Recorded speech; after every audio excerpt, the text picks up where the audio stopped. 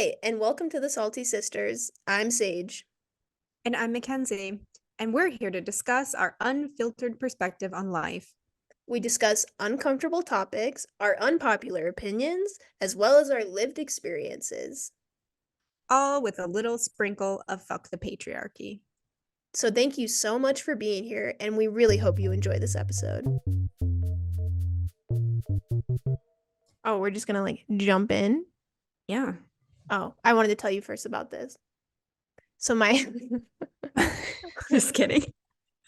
our 10-year-old nephew was just staying with us here last week for a few days, and I was wearing shorts and we were sitting in the grass, and he goes, "What's wrong with your leg?" And at first I didn't even think he was talking to me, and then he's like, "Aunt Sage, what's wrong with your leg?" And then he points to me at my leg. It was my varicose vein. Oh, that's a bit rude. So that was amazing. That felt really good. I mean, not to be like call out aunt culture, but your son asked me why I had bumps on my face when my face was breaking out. That's the thing. And he touched them with his little hand. Kids just say whatever I they know. I see, love I them. guess. He still So, called me beautiful, which was really nice. yeah.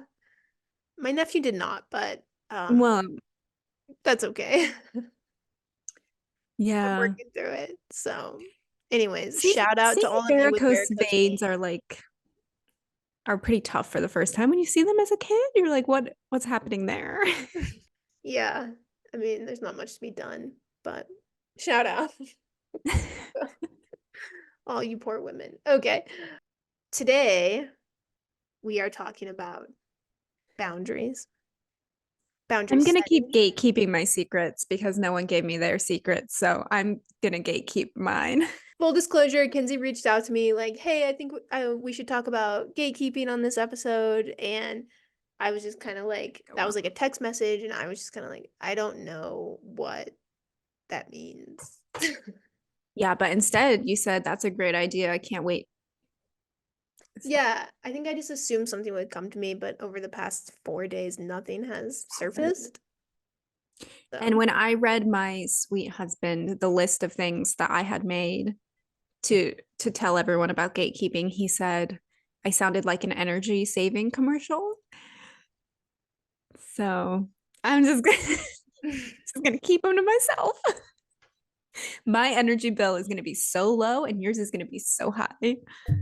that's fine. That's gatekeeping right there. Um, yeah, so we decided we were going to talk about boundary setting instead.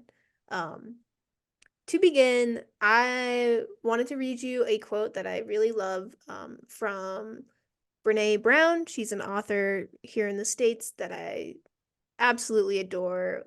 Fantastic books. Daring Greatly is kind of like her gateway book, I guess you can say. Um, and she talks a lot about like shame and shame culture. And I personally have had a lot of growth from her work. And yeah, so Yeah, anyways, really good book. yeah. So she says, daring to set boundaries is about having the courage to love ourselves even when we risk disappointing others. Snaps. Cool. Yeah, I think boundary setting is kind of like this radical self-love act that I think has become more popular probably in the last 10 years. I can still remember when I was pregnant with Asher, and I was having a conversation with my midwife about just family and like family involvement, grandparent involvement, and I told her exactly, I'm planning to spend the majority of time with my baby, and Taylor will be spending the majority of the time with the baby, and we're going to, really try to like be super hands-on and not have childcare and only ask, grandparents to participate like when we feel like it's really appropriate, or to only give him one gift at Christmas, birthdays. And I just remember that she was so floored by that. Like she was like, "Wow, like I have never really thought like that I could set boundaries with, like grandparents or family around my children. And, she's like, that seems like a really good idea and something to like really start thinking about. And that like shocked me because she already had like two children.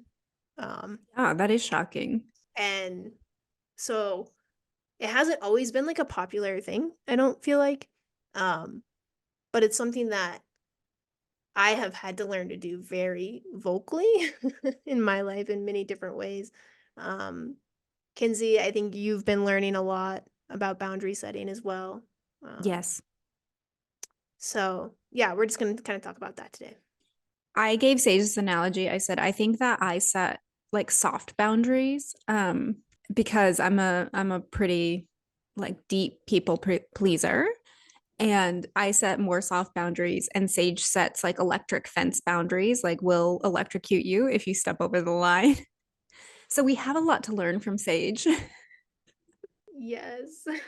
For me, I have always really, really struggled to set boundaries with family.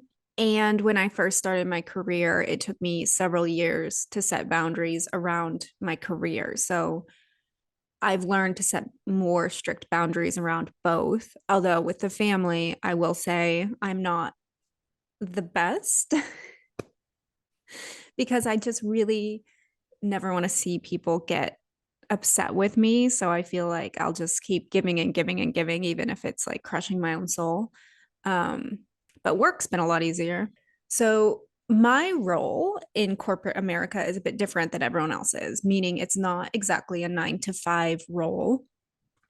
And when I first started, I thought I needed to be available via text message, no matter the time, day or night. As you can imagine, if you live with your phone right next to you, constantly worried a text is going to come through 24/7, even though we don't work weekends, still on the weekends, I was glued to my phone. It creates a really unstable sense of anxiety because the minute that you miss a phone call, and one of my coworkers told me that if you miss a phone call while you're like, say, in the shower, you can get fired for that. She told me that. So it was to the point where like I would have my phone on next to me in the shower. And if I got a phone call during the shower, I just turn the shower off, take the phone call. That is just like not a healthy way to live. And it's completely unnecessary. So some things I have done to start to protect my mental health and create a boundary around that is A, on the weekends, I usually don't even have my phone anywhere near me. B, if anyone texts me or calls me on the weekends, I don't get back to them until Monday morning at 9 a.m.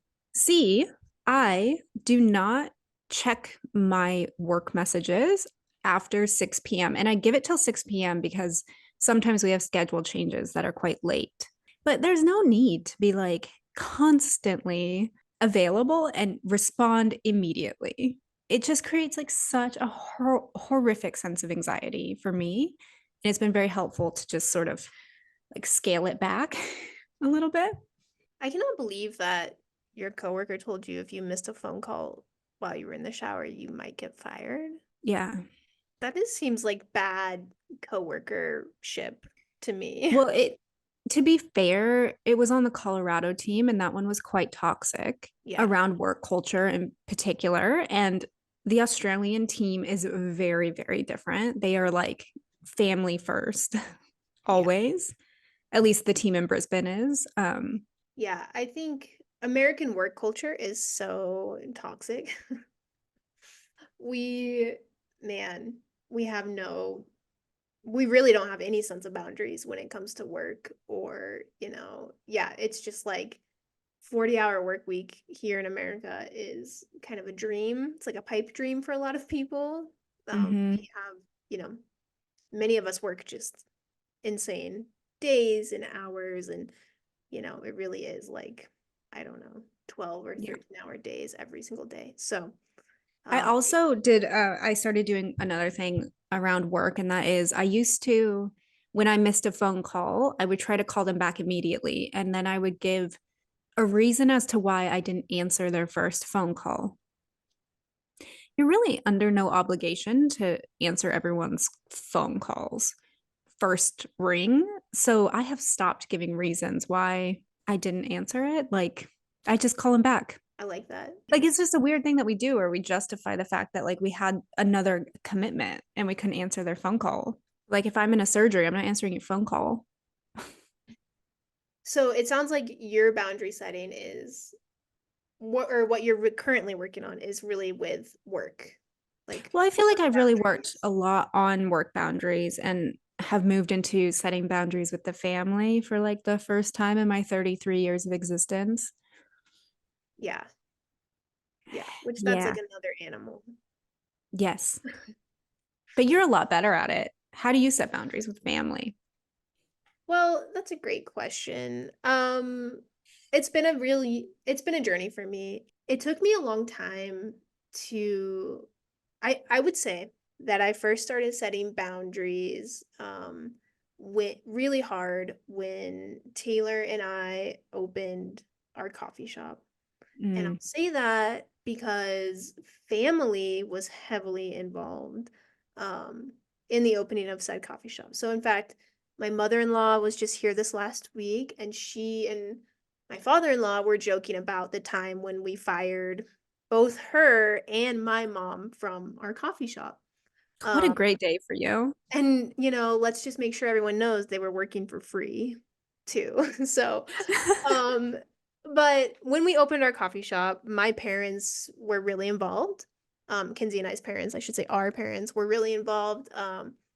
We were sharing a coffee roaster, sharing space, and then Taylor and I were running like a retail space as well. And then Taylor's mom was helping, just kind of like being an extra body and baked goods and stuff like that. And it really just started to get to a point of like, I started to feel really like undermined a lot. And I felt like I was trying to bring a very specific vision to life. And the roadblocks I kept running into, unfortunately, were just like our mom's opinions of things. And that was really hard for me, because I Yeah. was on a very specific new career path and new journeys. I was freshly married, right? Like, so we have like a brand new marriage, a brand new business, and just way too much input from family. And so I finally just got to a point where I was so frustrated that I told Taylor, like, we have to make a change. And it starts by firing our moms. And then, we have to just set boundaries to where we feel like we have the space to like think this through and have our voices, and like our relationship between the two of us coming first. Um, Yeah. because we just had so much like time with the family at that point that we just like it was just weird. Like it was almost like we weren't married at that point. It was because we just had so much family around us all the time, which can be really wonderful, but unfortunately at that time it just wasn't helpful. Yeah. Um and I'm okay saying that, like I love our families, but there is a time where you are growing in a way that you will need to set boundaries. Like, I fully expect there will come a day where my son, Asher, will set boundaries with me. And I But hope that not I me. Not me. and that's hard, that's a hard truth, but like I hope I can be gracious about it, and let him do that. I think it'll be hard, but like it's important for his growth because there will come a time where he needs me to step away and give him Yeah. space to, grow as this person. Yeah. And, I think every single person needs that in their lives. So, yeah, that's kind of how it started for me. And then obviously when Asher came along a few years later, it's like, so first it was like setting boundaries, like business is business. And, we try to separate like business decisions from family relationships. And then eventually, and so then it kind of became more amplified when Asher came along because I think both our families, we all lived in the same town. I think everybody had a lot of opinions about what it would be like. And unfortunately, that wasn't really what Taylor and I had planned for our growing family. And so, that was really hard for them. Yeah. Like it started with like no one was allowed to be at the birth of Asher, right? Well, that was a very personal No one. decision. Well, you were, but I don't think anybody knows. Hold on a You were minute. supposed to be there, but you didn't make I it. cou- no, you you kept like just keeping that baby inside your hoo-ha instead of pushing him out on time. Yeah. And then yeah, he came late, so you Like weren't. 7 weeks, it felt like. How many weeks late? 4 months. He was a full 42 cup. He was basically 4 years old by the time he came out. But that was an important decision for me. Like my relationship with my mom, is pretty it's been pretty rocky. And I think for me, coming into motherhood at that time, I needed really firm boundaries around it for my own mental health and to make Mhm. sure that I knew I had the safe space to become a mother myself. Like that was a really important journey for me. And I know it hurt their feelings, kind of like Brene Brown says. Like I know people were disappointed. Um, but I needed that time to really lean into it and to have the experience by myself. Because for me, I don't always feel like maternal support from our mother. So it doesn't lift me up. It's more of like a trauma response that I have. And so I need to know that about myself and I do. And so Mhm. yeah, like you said, it was like electric fence. It's like, hey, this is like a safety fence for me, for my growing family. And yeah, that stirred a lot of shit up with the family, but I don't regret it. I think it. But I also think it gave you, like, as an outside perspective on this, I think that that was the first time you ever really like said what you wanted for your life and your husband's life and like your family. And it gave you this sort of platform to then be like, this is our expectation moving forward. Mhm. And you either get on board or get off the train type scenario. And it's really fascinating to watch as it's developed. Like, it's been a good thing. Yeah, it's something that Taylor was real like had a really hard time with at first. I think that's in any kind of relationship, setting boundaries is hard. Yeah. And, we had to learn how to set boundaries in our marriage. We had to learn how to do it, together as a team. And that's really hard to be on the same page about. And it took us many years working at it to get to a point to now with family we are very good when we're together with family. Taylor checks in with me and he just says like, how are you feeling, do we need to make any adjustments, like, and then I do the same, for him. And but it's taken us a long time. And it is like when you're in a like committed relationship, that is a huge learning curve that can cause a lot of frustration, um Yeah. when you need a boundary set and the other person like is resistant. It's like that can be kind of ugly. So, Yeah. I think you really have to go in it. Like, if you're in a partnership, I think you and your partner owe it to each other to go in together, set the same boundary together, because otherwise it's tough. I struggle with this currently with our parents. Like when they came to visit, I wasn't very good at setting boundaries and it was a lot of time together and I think I could have been better at like setting boundaries to make everyone's vacation more enjoyable. yeah, But definitely. again, I'm a people pleaser. Like I Yeah. really I struggle with that. But we have this big trip coming in August and we're going back to Colorado. Matt and I are going back to Colorado for the first time in 2.5 years. And it's been really stressful for me because like we're kicking the vacation off and we're frankly we're not really calling it a vacation because it's like a marathon family event, but we're kicking it off in Loveland to see our grandparents with my side of the family, which is great. I really have missed my side of the family. Like, I think it's going to be amazing. And then we're moving up to the mountains to see Matt's side of the family. And that's going to be great too, because we haven't seen them in a long time. It's going to be really great to see them. Then we're going back to the Front Range for more of our family. And then we're leaving. And it's just been a lot because, like, our grandparents really have this expectation that like every second will be with them. And I really am very excited to see my grandparents, but I cannot give them every second of every day.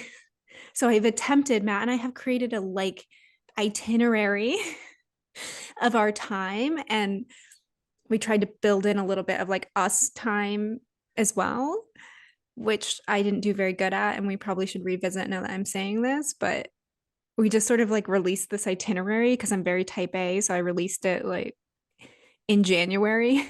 And it's just like the only way I can think is like to control my time is like the only boundary I can set.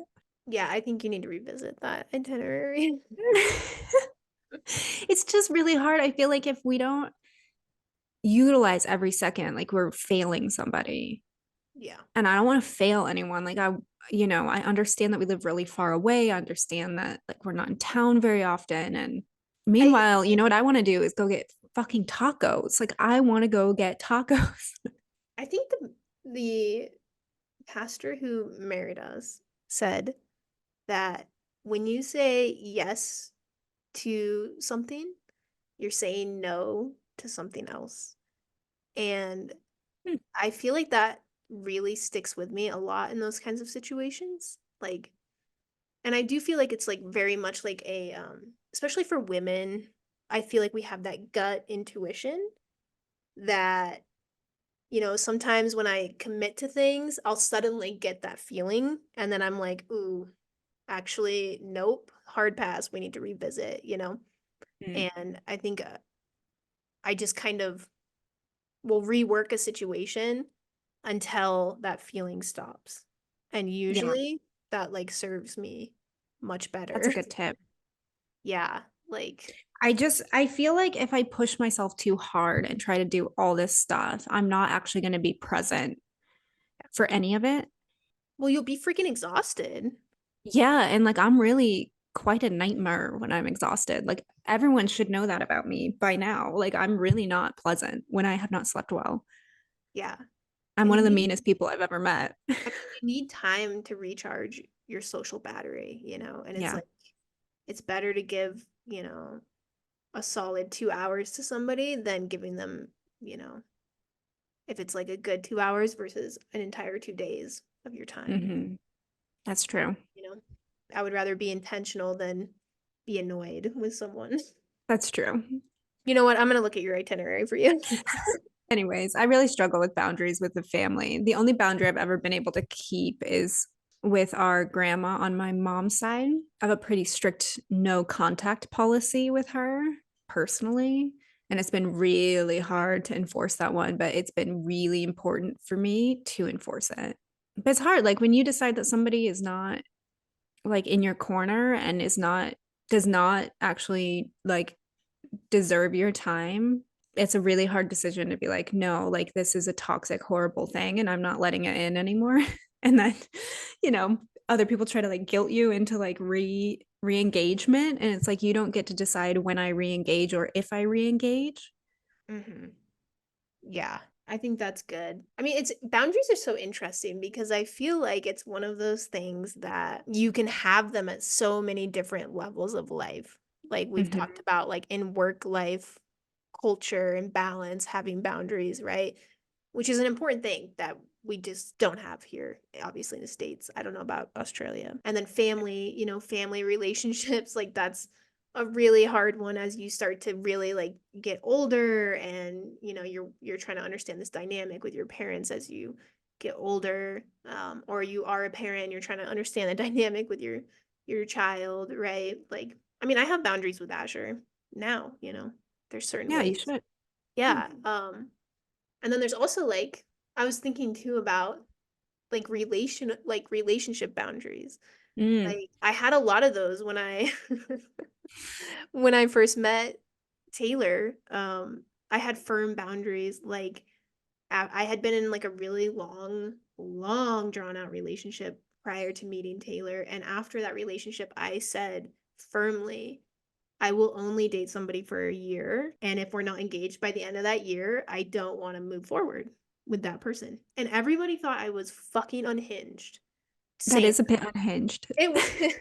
It was, but I had a very deep intuition about it. Like, I just knew in my gut that, like, I know myself well enough at that time. I was like, I know myself well enough that if I'm with somebody for a year and I don't have a ring on my finger, it's over. Like, I know that that's what I want and like that, Good for you.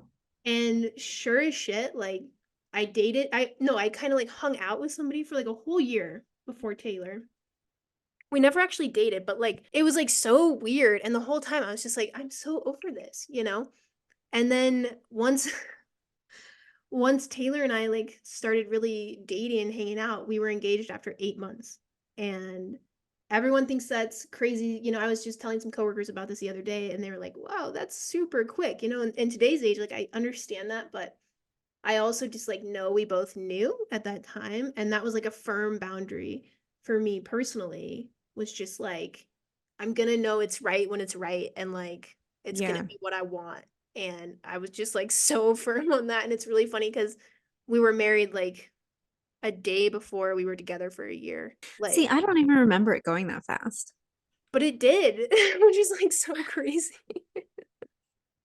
So I think that's important too, like, not saying, like, everybody should have some kind of crazy weird timeline like I did, that was just from prior experience, but it's mostly just, like, believing that you know yourself well enough to put the boundary in place, like, say you're with somebody that treats you like shit, then it should be over, just so you know, and then, on the next time, it's like, have a boundary, like, if they speak to me like this, that is a firm cutoff point, Yeah.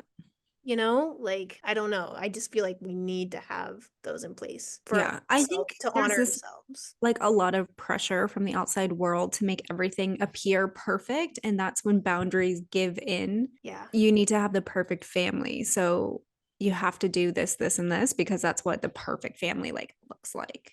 Mhm. And if you don't do that, then you have a messed up family. I think that's when boundaries sort of like start to collapse, is when everyone tries to make it like a picture perfect family. Yeah. Yeah. Like, I think a lot of people would much rather just be, like, upset or annoyed by that relationship or that family or their job versus actually putting in the work to put the boundaries in place. Like, that has been a huge that's something that I find so hilarious about setting boundaries is it makes our family so mad, for example, Hmm. but we do it as a way to respect them. Like, because would you rather that I just, like, tell you it's okay to come and stay at my house for 10 days and me hate you the entire time and be so fucking annoyed? Or would you rather I'm, like, Feels straight up personal. No, I'm just saying, like, it's just an example. Like, would you rather I tell you 4 days is my, like, optimal time together and, Mm, like, I can really enjoy our time together up until that point, and then after that, I need my space. Like, that is yeah. respect, in my opinion, like, that's how I respect you and myself, and, like, I don't wanna treat you poorly, but I will after 4 days, so it's just that's I don't know, that's, like, what the hilarious thing about boundaries, It's like, It's it's gonna true. make us, like, better people, honoring ourselves in that way, like, it makes us engage with the world around us in a better and healthier way. Yeah. So, I think one thing that helps me as a recovering people pleaser is instead of answering right away, I say, like, I need to think about it, or I'm not really sure. I'll get back to you. And sort of giving myself like a tiny distance gap allows me to feel my own feelings before I feel yours. Because despite popular belief, like I'm actually quite empathetic. Mhm. Um, and I sort of like internalize other people's feelings and then make them my own instead of just feeling my own feeling. I think you and Matt did that really well when you were deciding to move to Australia Oh, that was so hard. years ago. Yeah, but I remember one of the things you said is like, you weren't supposed to tell me, but you did. And we were kind of talking about it. And you were saying, like one of the reasons we've kept it secret is just to like try to make this decision in isolation. And I think that that was a boundary that you guys Yeah. were, exploring and an important one that you needed to make such a hard decision in that way, you know? I think We've I actually learned. made all of our big decisions like that. Like we didn't tell anyone we were going to the courthouse to get married. I told Sage after, which to be honest did not go down very well. I think like she would have liked to have been there. But it is like really big life decisions we often make in isolation. And when I seek outside opinions, it's often a no. Like I'm often seeking someone else to say no for me so that I don't have to. Give you an example. We're thinking about buying a house. So we've been going on and on and on about this, and we've started to seek outside opinions. Like we called our aunt and uncle because I really value their opinions. And I said, like, this is what the market looks like. And Matt and I had this conversation with them about like, does it make sense to pull our money from the US and buy a house in Australia, yada, yada, yada. And the truth is, last night we were laying in bed and I was like, my intuition just says no. And Matt's like, same. Mm. And that's just the truth. Like, I think it's really hard when you're trying to make a big decision if you don't do it in isolation. Like, that is a boundary for me. When I'm trying to do it just for me, I do it in isolation. But that's a powerful tool, and I think that, you know, I learned a lot watching you guys go like do that. I was like, "Oh, that's like a good idea," you know, to Yeah. just. Well, you saw the minute we like opened it up for discussion, everybody had like some version of what they thought should Yeah. happen Yeah. and how we should move and how it should occur and how long we get to stay. And like they had all Yeah. these like expectations. And it's like, this is our journey. Yeah. If I want to stay for 2 years, I'll stay for 2 years. If I want to stay the rest of my life, I can do that too. Hmm. If I want to move to France next, I can also do that. Like, Yeah, that's a really important thing to keep in your back pocket is it will help to do an isolation. When Taylor and I decided first started talking about leaving Durango, mm, we did not do it in isolation at first, and I think that was a huge mistake. So I can testify that you should definitely do that. yeah. And then I think when you do open it up, like we told Sage first, and we told Sage well ahead of everyone else, like months and months ahead, because I think you really need to think about who's in your corner when you set boundaries and who's going to actually respect them and help you enforce and understand why you're setting them. And then they also help you maintain your boundaries. Hmm. Like you really need to understand that not everyone is going to help you maintain them, but you need people that will. Do you and I have boundaries in our Yeah. relationship? Yeah. Like what are some of them? One that you do is like you when you need your personal space, you're like, not today. And that really gets to me because I'm very like clingy. Just so everyone knows, we do text or call or talk on the phone like pretty much every day. Like we at least check in via text every day. So and then yeah, Kenzie will call me and sometimes most of the time I just miss it. I think for me, one boundary is I had to learn is your kitchen. The kitchen for us is The a kitchen. it's very much like a hot spot. And so in Mackenzie's kitchen, I just try really hard to, you know, communicate and see how I can help if I'm welcome to help, you know, and try to keep very like light feet. And I expect she'll do the same when she comes here in Yes. August. I think Jenna, my sister-in-law, learned that when she was in Australia because like I would be cooking and her and Matt are very similar and they would just sort of like slink off somewhere. And then they would do the dishes, but like they Yeah. would not get in my way. But then when my husband cooks and you're very much the same, it's like there is no boundary for us. So we go in and like in the way, micromanagement central. Yeah, for sure. What Matt say yesterday, Roxy and I both were in the kitchen and he was like, oh, surprised to see the two of you in here while I'm trying to cook breakfast.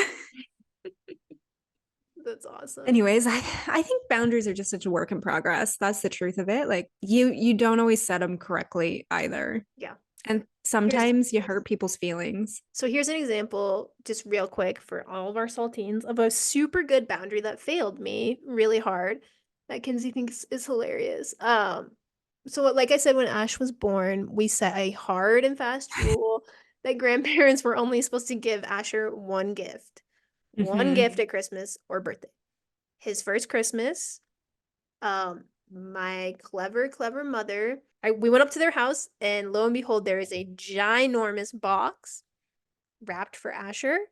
And I opened it and I was like, "What is this?" And she's like, "It's the one gift." And I was like, "What?" And she's like, "Yeah, I bought like 15 things and put them in one giant box. You're welcome." Yeah. And since and I was like, "Well, fuck's sake."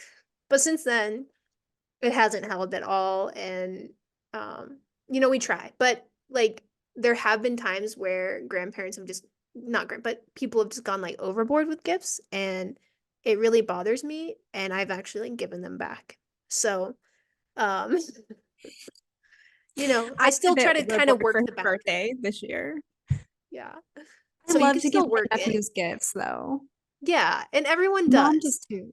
Family Yeah. just goes overboard, but like it's hard as the parent when you like save and work really hard to save enough money to buy them gifts and then they get showered by all this other family and you're like, well, cool, you didn't even notice that I bought you that big thing and it took me all year to save for it. So that's kind of the purpose behind it if anybody cares. But I'm just saying, like, it's okay if your boundary fails, like you can always pick up the fence pieces and try to put them back, maybe in a little Yeah. different order. So I'm here for you. Um, Same. all right. You want to do some UPs? Yeah. Unpopular opinions? Okay. It shouldn't be UP. It doesn't make any sense. Anyways, Okay, let's do some unpopular opinions. you want to start? You want me to go? Go ahead. Okay. My unpopular opinion is um iPhone headphones, the little ones that like hook in. Like they have Apple, like the little ear thing down. yeah, the little Apple ear pod They things. kind of look like sperm hanging from your ears. Ew, gross. Yeah. Well, they do. Yeah, and I'll be honest, I think they're absolute trash. I hate them. I have a pair, Matt has a pair. I call the little box that you have to put them in, I call that their little jail cell. And I think it's just so stupid. Like they go flying out of your ear, they go under shit. There's crap stuck in them because they're so small. I fucking hate them. Like they are trash. They're a trash design. They look ugly. Their quality of music sucks. They get stuck inside your ear or they're flying out. Are they quite expensive? I got them from our company. So I use my free money to get them. But yeah, they're like a couple $100. Oh, yikes. These are actually worth it. The Sony, oh, Yeah. noise canceling, comfortable, don't fly off your head. So we do not endorse earbuds. AirPods, what are they called? AirPods. AirPods. Ear dangle. It's just fucking stupid. Like the ones with the cord, at least when your phone fell, it caught your phone. Like the cord has a reason. And these little things. Do you think that's the reason of the cord is to catch your phone when it falls? It's just a nice like added bonus. You cannot be more wrong. Well, I know what the cord's the audio cord. I'm not a fucking idiot, but like it's nice that it serves another purpose. It's amazing. Tech Talk with Mackenzie. 0 out of 10 stars. Apple, do better. Okay, here's mine. So it's June here in the States. No, wait, sorry. It's actually June everywhere. Isn't that great? I'm It's really cool, but this month's actually a line. I love that. You mean it's not October where you live? It's June here in the States, and I love how I said it like so factually too. it is a fact. It is June in the States. It is. Yeah, it's also June everywhere. No, I'm sorry. What I was trying to say is it's summer here in the States. This is the start of summer, so it started to get really hot. I think watering your grass is a waste of a very precious commodity, and we need to stop it permanently. Yeah. It's dumb. It makes zero sense everywhere. I don't care where you live. It's a complete waste of time, energy, and most of all, water, which we don't have endless amounts of. So, And nobody uses their front lawn. yeah.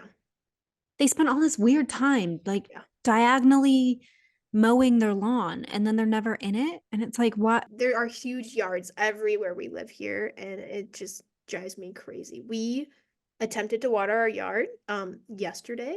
So the day before, our water usage was 250 gallons. That's like a pretty normal amount for us every day. And it went up to 750 in the day we yesterday when we tried to water the yard. So that's my unpopular opinion. It has to stop. Yeah. Also, I think clover is better than grass. If you're gonna plant like a yard, do clover. Just These people zero doing scapegoat. This grass. is so stupid. I don't know what we're doing. Like, this is Colorado, you know? Like, Oh, it's everywhere though. I know, but I'm so over it. So, anyways, uh, I love that. thank you so much, everyone, for listening to us ramble about boundaries today. We really I thought it appreciate was it. helpful. Of course, it's helpful. It's always helpful. Find us on Spotify, Apple, YouTube, Facebook, Instagram. Share this episode if it was helpful on your Instagram. We're actually not on Facebook because we're not boomers. Sorry.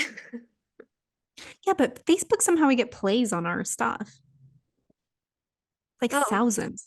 It's very weird. I don't know what's going on. Anyways, neither here nor there. cool. All right. Catch us Bye. at saltysistershow.com. All right. Have the day you deserve. Bye.